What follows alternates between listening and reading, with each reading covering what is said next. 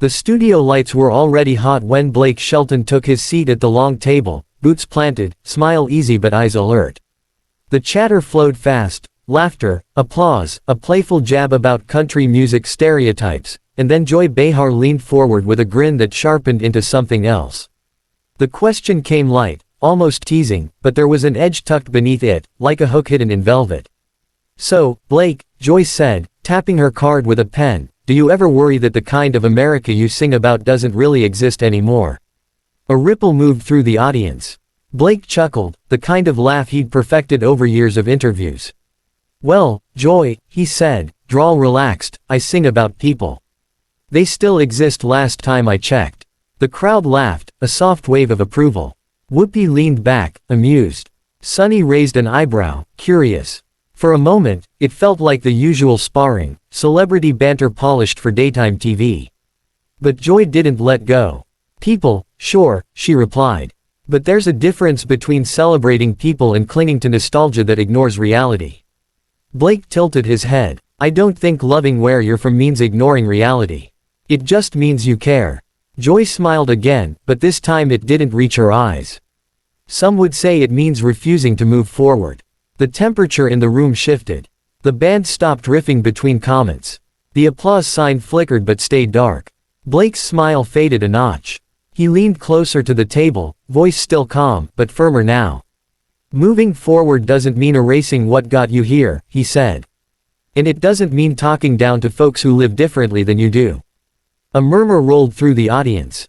A producer off camera glanced toward the stage manager. Joy crossed her arms. "I'm not talking down," she said. "I'm asking whether your music feeds a narrative that keeps people stuck." Blake inhaled slowly. Years on The Voice had taught him how to read a room, how to play the clown, how to soften edges. But this wasn't a singing competition. This felt personal. "My music feeds stories," he replied. "Stories about working, loving, messing up, and trying again. If that keeps people stuck, then maybe we're not talking about the same thing." Joy laughed sharply. "That's a convenient answer." The laugh didn't land. Instead, it echoed awkwardly, bouncing off the studio walls. Whoopi shifted in her chair, opening her mouth as if to steer the conversation elsewhere, but Joy pressed on. "You have a huge platform," she said. "Don't you think you owe it to people to challenge outdated ideas instead of comforting them?" Blake's jaw tightened. He glanced briefly toward the audience, then back to Joy. "I owe people honesty," he said. "Not lectures." A beat. 2 beats. The silence felt louder than any argument. Somewhere behind the cameras, a headset crackled. Joy leaned forward again. "So you're saying criticism is a lecture now?" "I'm saying," Blake replied, voice steady but low, "that respect goes both ways." The audience clapped, harder this time. Not thunderous, but unmistakable. Joy's expression hardened. She lifted her chin. "Respect also means acknowledging harm," she said. "Some of the things you represent." Blake raised a hand, not aggressively, just enough to stop the sentence from running away. "Hold on," he said.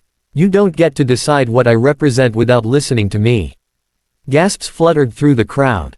The director cut to a wide shot, hoping distance might cool the moment. It didn't. Joy stared at Blake, eyes flashing. "Oh, I'm listening," she said. "I just don't like what I hear." Blake nodded slowly. "That's fine," he said. "You don't have to like it.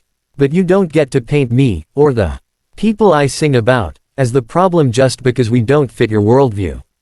The applause this time was louder, scattered but passionate. Someone whooped before quickly stopping. Whoopi finally stepped in. All right, she said, palms up.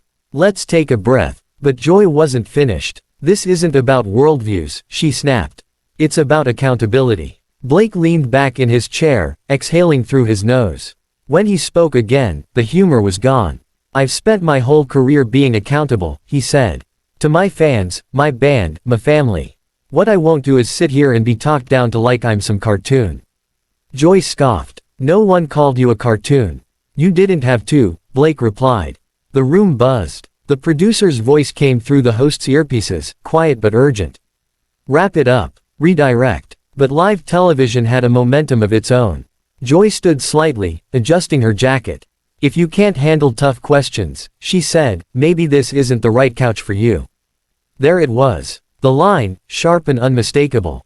Blake looked at her for a long second. Then he smiled, not the easy grin from earlier, but something tighter, sadder. I can handle tough questions, he said. What I don't handle is disrespect. He pushed his chair back just an inch. The sound scraped across the floor, amplified by the sudden hush. Cameras zoomed in, catching every detail. Joy's rigid posture, Whoopi's widened eyes, Blake's steady hands resting on his knees. A stagehand appeared at the edge of the set, hovering, unsure whether to step in. The audience held its breath. Blake glanced once toward the crowd, then back to the table. I came here for a conversation, he said. Not a courtroom. Joy opened her mouth to respond, but the director cut to commercial. The theme music swelled too late, clashing with the tension instead of smoothing it. As the red light blinked off, a producer hurried onto the stage, whispering urgently. Blake remained seated, for now.